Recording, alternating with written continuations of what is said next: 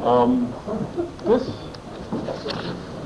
discussion will be a little bit disjointed because, as a lot of us have noted, classical education, we're trying to reinvent the wheel and then apply it to the 21st century.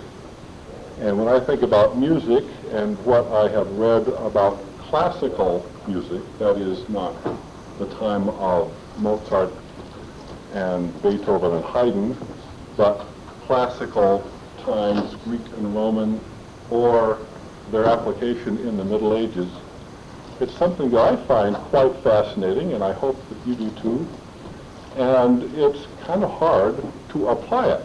So I'm going to sort of give you some, a little bit of exposure to what music education was in those times, and then some ideas about perhaps how we can apply it, but some of that may be up to you. Incidentally, I will be reading my talk. That's not my usual way of lecturing to a class, but my wife and our family and I have been on a vacation for the last 10 days, and I knew that I would not have much chance to have my mind really in tune with all the materials I wanted to discuss. So I wrote it out in full before we left on a trip, and how far have we gone so far? About 3,500 miles, I think, we've driven in 10 days. Had a family reunion in Oregon. So That's a circuit meeting in Wyoming. Oh, sorry. And so I'm going to read what I wrote down 10 days ago. That will be the lecture part of this, and then I'm going to do some demonstrating in some ways that I hope you find interesting, and maybe you want to use that in your teaching as a small part of music theory or music history or ear training or some aspect of music education in a modern classical school. Okay. Why should music be part of a classical education? For most of us here, the question either doesn't need an answer, or the answer is so obvious it hardly needs to be stated. After all, why do we study anything? Science, or history, or literature, or theology. There are some of us, however, who would appreciate a serious answer to the question.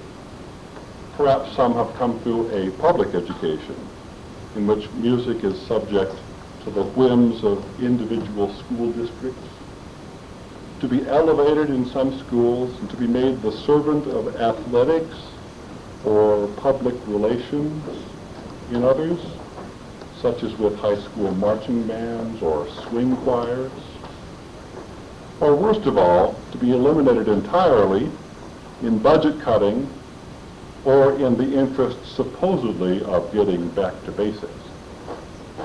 Music in the schools often seems to be peripheral and elective, an option. For others among us, though, there may be a need for answers to the honest questions of students, children, parents, colleagues, principals, or boards of directors.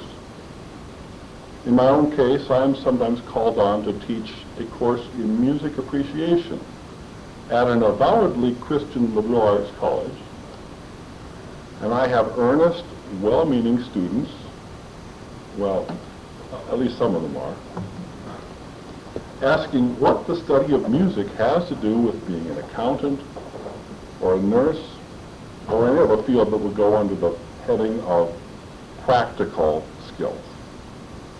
I feel that I owe them a legitimate answer to how music fits into the liberal arts education that they have chosen.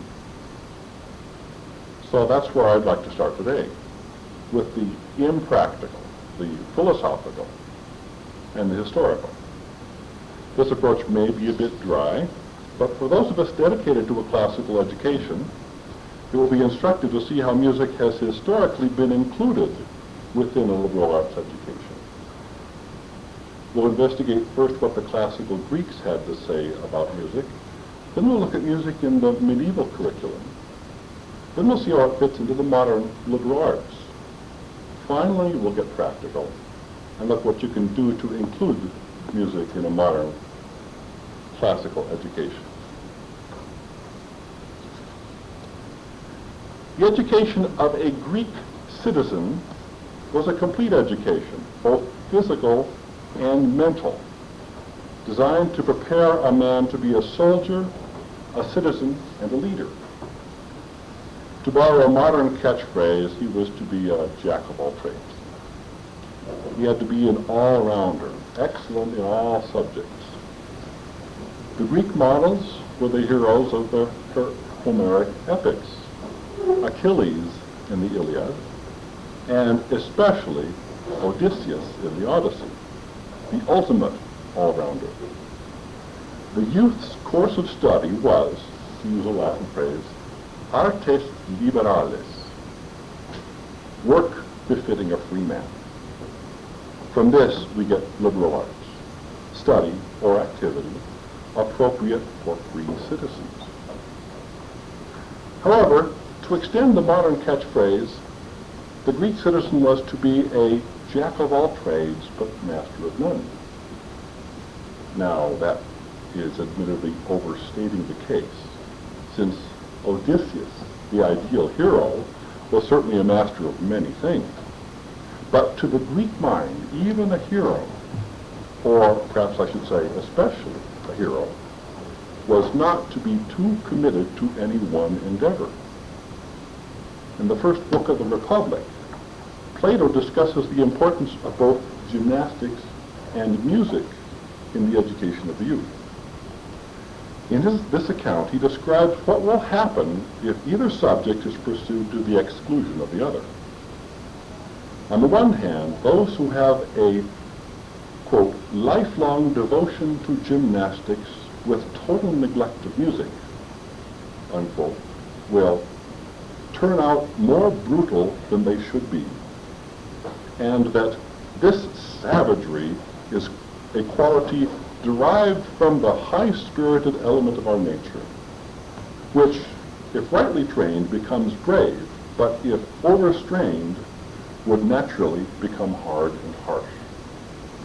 On the other hand, and this is an extended quote, when a man abandons himself to music, to play upon him and pour into his soul, as it were, through the funnel of his ears, those sweet, soft, and dirge-like harmonies.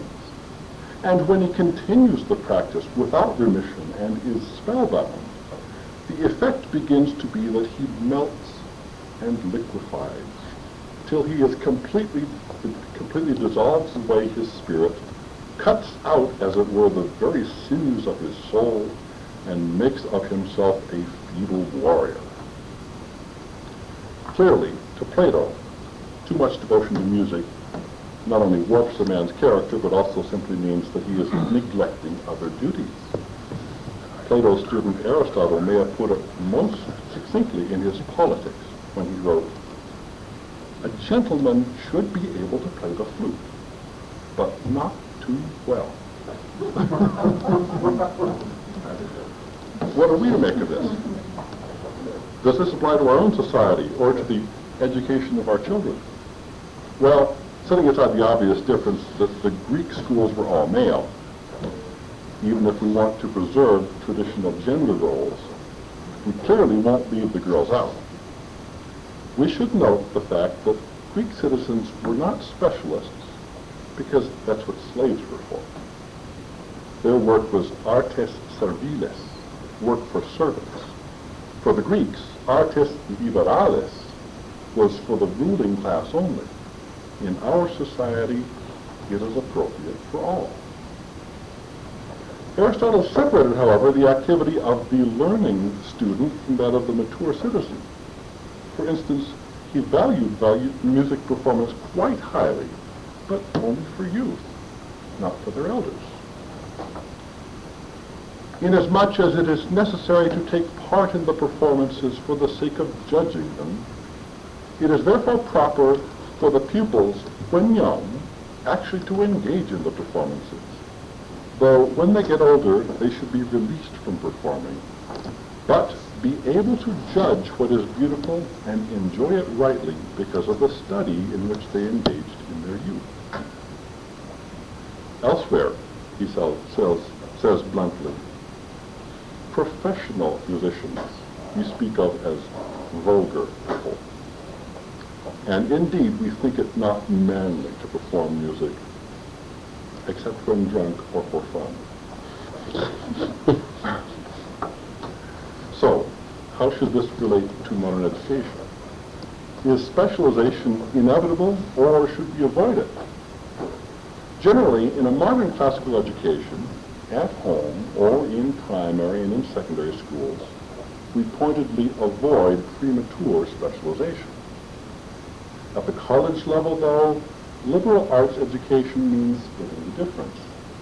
We don't have a workforce of slaves to be our specialists, so most of us adopt a specialization, a major.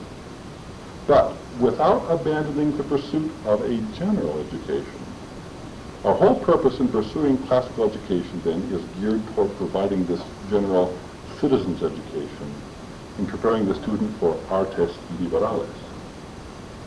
In music, though, what wisdom can we glean from the classical sages? What do they have to say specifically about the theory and practice of music? Here, though, their references to music are both frustrating and a little tantalizing. Frustrating because we have almost no idea of what Greek music sounded like. But tantalizing because their accounts of styles and instruments and their effects upon the listener seem downright modern. It would be nice to hear the music and know what in the world they're talking about. Aristotle, for instance, describes the effects of different modes, which are really essentially scales, different scales the music was based on. In the nature of mere harmonies, there are differences, so that people, when hearing them, are affected differently and have not the same feelings in regard to each of them. And he names some of them. Dorian harmony is sedate and of a specially manly character. Lydian is at once decorous and educative. And Phrygian is violently exciting and emotional. The aulos, or flute, which was associated with Phrygian mode, quote, is not moralizing, but rather an exciting influence. Even so, Aristotle considers music to be an essential part of an education. Its mitigating effect on the young mind, something that cannot always be described. It is plain that music has the power of producing a certain effect on the moral character of the soul. And if it has the power to do this, it is clear that the young must be directed to music and must be educated in it. Also, education in music is well adapted to the youthful nature.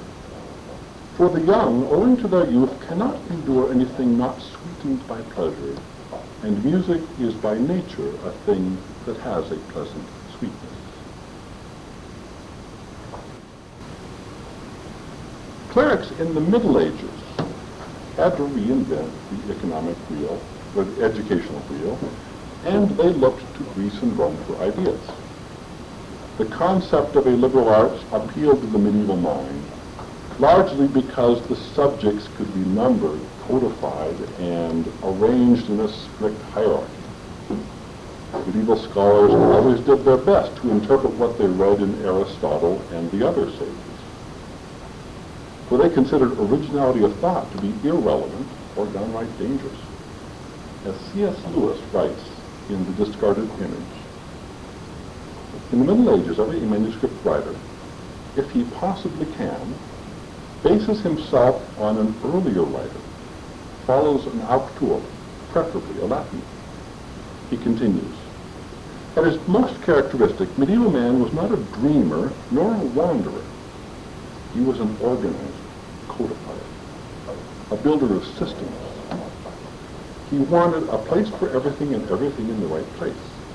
Distinction, definition, tabulation were his delight. There was nothing which medieval people liked better or did better than sorting out and tidying up. Of all our modern inventions, I suspect that they would most have admired the card index. Of course, Lewis was writing in 1962. Nowadays, he would probably say the database. You may recall how medieval science was never experimental and rarely even observational, but simply relied on established authorities, copying and reorganizing endlessly. Thus, the mistakes of Aristotle were perpetuated for centuries. Scholarly writing in the Middle Ages was invariably abstract and philosophical, not practical. After all, wasn't the highest university degree the doctor, that is, teacher, of philosophy? So, how about medieval music? Well, unfortunately, in reading medieval writers, music is the most difficult of the 7 liberal arts to fathom. It is the most abstract, the least practical, the one most divorced from actual musical activity. Even Lewis, as well-read a medieval scholar as one could find, he wrote in the book I just cited, on the vast and rewarding subject of medieval music, the reader must seek guides who are better qualified than I. Now, in contrast to antiquity, we actually have a pretty good idea of what medieval music sounded like, since so many manuscripts have survived, in a notation system that has an unbroken tradition right down to the present time. But Gregorian chant is rarely what medieval writers wrote about. Like all scholars of their time, they took their cue from the Greeks, who had discovered the basic principles of acoustics, of vibrating strings, and of overtones, and of changing pitches, and of musical intervals like the octave and the perfect fifth, and the ratios of string lengths that yielded these intervals.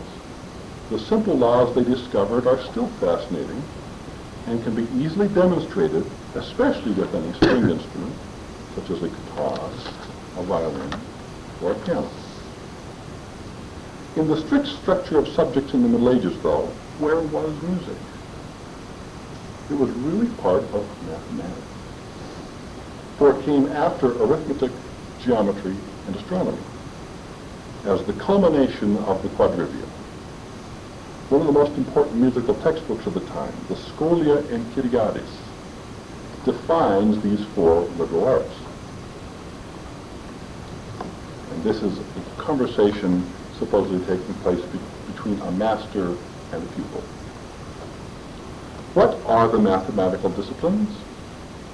Arithmetic, geometry, music, and astronomy.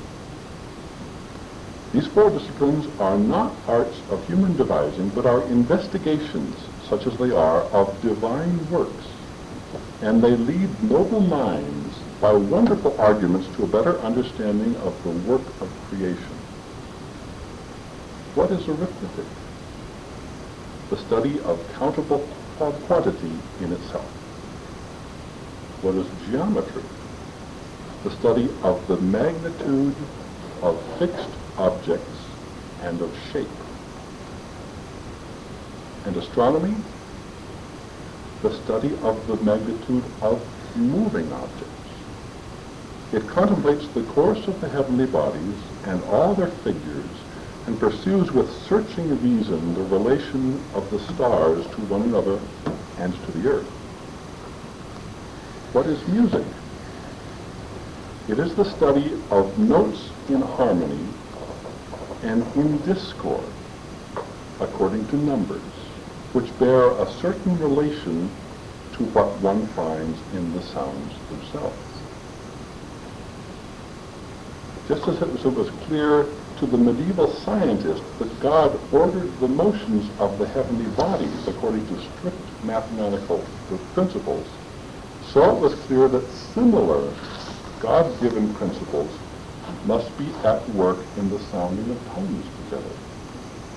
It all had to do with measurement and proportion, and in some ultra-abstract metaphysical fashion, the stars and planets were sounding tones and chords, music that only God and the angels could hear.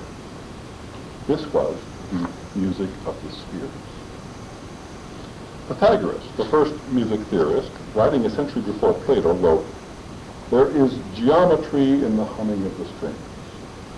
There is music in the spacings of the spheres." Aristotle elaborated, "The single harmony produced by all the heavenly bodies singing and dancing together springs from one source and ends by achieving one purpose, and has rightly bestowed the name not of disordered, but of ordered universe upon the whole. And just as in a chorus, when the leader gives the signal to begin, the whole chorus of men, or it may be of women, joins in the song, mingling in a single studied harmony among different voices, some high and some low, so too it is with the God that rules the whole world." This is echoed in the Middle Ages, for instance by Isidore of Seville, about 1,000 years after Aristotle. Nothing exists without music, for the universe itself is said to have been framed by a kind of harmony of sounds, and the heaven itself revolves under the tones of that harmony. The concept, of course, has been re-echoed by poets ever since, such as Milton in his beautiful poem on the morning of Christ's nativity. Such music, as 'tis said, before was never made. But when of old the sons of morning sung, while the Creator great his constellations set, and the well-balanced world on hinges hung, and cast the dark foundations deep, and bid the weltering waves their oozy channel keep. Ring out, ye crystal spheres, once bless our human ears, if ye have power to touch our senses so. And let your silver chime move in melodious time, and let the bass of heaven's deep organ blow, and with your ninefold harmony make up full consort to the angel-like symphony. Well, we're certainly far afield now. This has little to do with real earthly music, as little as possible. How can we possibly relate this to education, classical or otherwise? Well, paradoxically, this is exactly where I recommend that one start. Well, perhaps not precisely here with this unhearable music of the spheres, but close by with the concepts of proportion and concord and discord. I propose beginning with acoustics, with the study of pitches and overtones and intervals and chords. Not only is this marvelously interdisciplinary, combining physics and mathematics with music, but also if you have access to a piano or a guitar or other string instrument, or if you have the skill of a brass instrument. It is wonderfully hands-on and interesting to all ages, and it will lead to an enhanced appreciation for any kind of music, played or sung, in any style, since all music, well, with the exception of brass, deals with pitches, intervals, and chords. In the demonstration part of this presentation, I'll show you what I mean, and I won't use it quite yet, but I have a very cheap version of a monochord, which is an instrument invented by Pythagoras and of great interest to the musician philosophers of the Middle Ages, which they used for demonstrating the relationship of geometry and arithmetic to music. Sure, I'll get to that in a few minutes.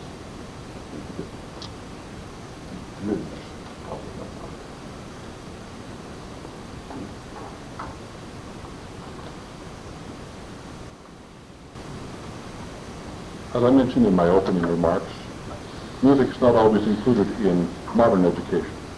Classical educators, though, generally have enough sense not to leave it out. Or at least we're traditional enough enough to follow the wisdom of our ancestors and make sure we give it some attention. This can occur in several contexts. Most useful, but most time-intensive and expensive, is private lessons on piano, on some other instrument, or in voice. More common is the group setting, usually a performing group which learns by rehearsing and performing.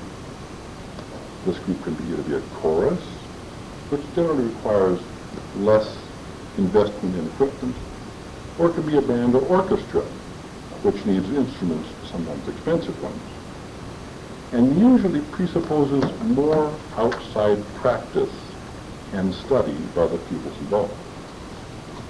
Less common, but often a mark of an excellent school, is the class that learns music theory or music history in much the same manner as chemistry or literature will be studied. I doubt that any of this is information to any of you. But what are the benefits of such study? Perhaps you have noticed that the better students in a school are often active in band or chorus, even if they have no intention on making a career in music. Are smarter people simply attracted to music? Or does music make people smarter? Is success in piano lessons or in the concert band a predictor of success in college or in business or in life?